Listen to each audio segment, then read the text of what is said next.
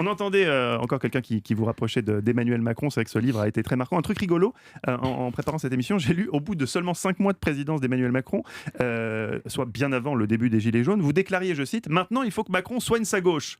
Oui. Lol. Oui. Il serait temps qu'il la soigne un peu, d'après vous. Problème, Ouais. oui, mais Vous c'est lui un en vrai parlez souci. Oui, régulièrement.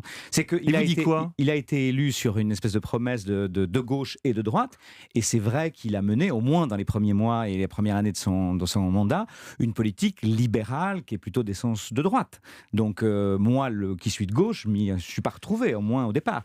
Après, il y a eu un correctif qui est d'ailleurs lié aux manifestations et aux gilets jaunes, etc., puisqu'on a donné 17 milliards pour le pouvoir d'achat, etc. Donc ça, c'est bien. Mais fondamentalement, il a plutôt marché que sur une jambe au début. Oui. Eva Rock. Il y a une dame qui, dans le micro-trottage, parlait du 5 décembre, de la mobilisation du 5 décembre. Ouais. Est-ce que vous comprenez la colère des gens et tous ces gens qui descendent dans la rue? On parle du service hospitalier, on parle de la police aussi qui en un peu plus. Vous comprenez toutes ces colères? Ouais, moi je les comprends. Alors je vais essayer de dire les choses. Je pense que c'est une bonne idée de vouloir faire un système universel de retraite, parce que je pense que ça gomme les injustices et puis ça rend le système plus lisible, parce qu'aujourd'hui on a quand même un système imbitable. Bon, donc aller vers un système universel et aller vers un système plus facile à comprendre, c'est mieux. Mais je trouve que la façon dont on a communiqué sur ce sujet-là, dont on a organisé les choses, c'est vraiment fait pour mettre les gens dans la rue. C'est-à-dire que personne ne comprend rien, on ne comprend strictement rien aux tenants et aux aboutissants de cette réforme. Les gens ont peur de perdre. Et puis, par ailleurs, expliquer que les manifestations qui vont avoir lieu seraient des manifestations corporatistes, quand vous avez les étudiants, les médecins, les infirmières, les avocats, les gilets jaunes, les gens de la RATP, les gens de la SNCF.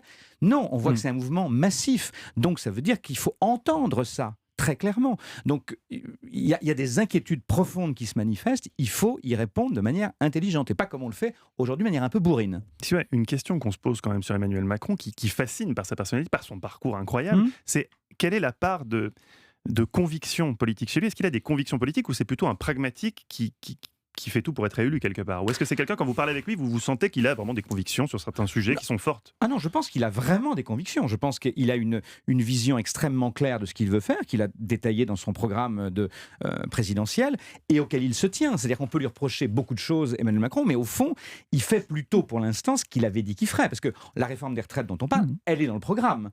Il ne l'a pas sorti de son chapeau. Jusqu'à présent, on avait plutôt reproché au président de faire le contraire de ce qu'ils avaient dit pendant la campagne. Lui, au moins, il fait ce qu'il avait dit. On peut ne pas être d'accord du tout avec lui, mais en tout cas, il fait ce qu'il dit. Donc, il a une ligne directrice à laquelle il se tient. Je pense néanmoins qu'il faudrait de temps en temps qu'il s'ajuste un peu plus au réel et qu'il comprenne qu'on ne peut pas gouverner le pays contre les gens qu'il compose.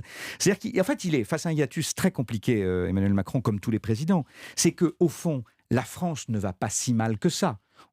On a un pays qui a de la croissance, le chômage reflue mais certains petit dans à ce pays petit. ne vont pas très bien. Et c'est ce que j'allais dire. Mais revenons à pourquoi la France va quand même pas si mal. On a un système de santé formidable, la santé gratuite, on a l'éducation gratuite. Donc, si on se compare aux autres pays, franchement, on va pas se plaindre. Mais si la France va pas si mal, les Français vont pas bien. Et donc, il faut gérer cette contradiction, ce hiatus. Et c'est là que, pour l'instant, les choses se passent pas bien. Mais quand vous lui dites ça, il vous répond quoi? Il vous dit, Philippe, t'es gentil, écris des livres? Ou Oui, il vous c'est dit, ça. Grosso modo, c'est un peu ce qu'il me dit. Oui, c'est un peu ce qu'il me dit.